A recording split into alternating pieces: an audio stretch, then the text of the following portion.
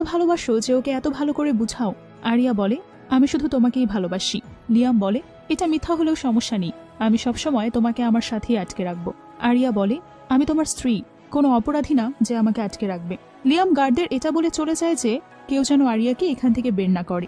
Liam নিজের রুমে বসে কেভিনের বলা কথাগুলো মনে করে ড্রিঙ্ক করতে থাকে। বাইরে তখন বৃষ্টি শুরু হয় আর লিয়ামের ব্যথা বেড়ে যায়। আরিয়ানের মনে পড়ে ডক্টর তাকে বলেছিল বৃষ্টির দিন লিয়ামের পায়ের ব্যথাগুলো তাকে বেশি ভোগায়, সে ব্যথা কমানোর জন্য সে নিজেকে আঘাত করে। আরিয়া এসব মনে করে লিয়ামের কাছে ছুটে যেতে চায়, কিন্তু গার্ডরা তার বাঁধন খুলে দেয় না। আরিয়া নিজেকে জখম করে হ্যান্ডকাফ খুলে নেয় আর সেখান থেকে বের হয়ে আসে। লিয়াম ততক্ষণে নিজের ব্যথা সহ্য করতে না পেরে ছুরি হাতে নিজেকে আঘাত করতে চায়, কিন্তু সঠিক সময়ে আরিয়া এসে ছুরিটি ধরে ফেলে, ফলে তার হাত কেটে রক্ত পড়তে থাকে। ডক্টর এসে ব্যান্ডেজ করে যায়। লিয়াম বলে, তুমি এমনটা কেন করলে? তুমি তো সবসময় চেয়েছিলে যেন আমি মারা যাই, এতে করে তো তুমি মুক্তি পাবে। ফ্ল্যাশব্যাকে আমরা দেখি জিয়াং ফ্যামিলি যখন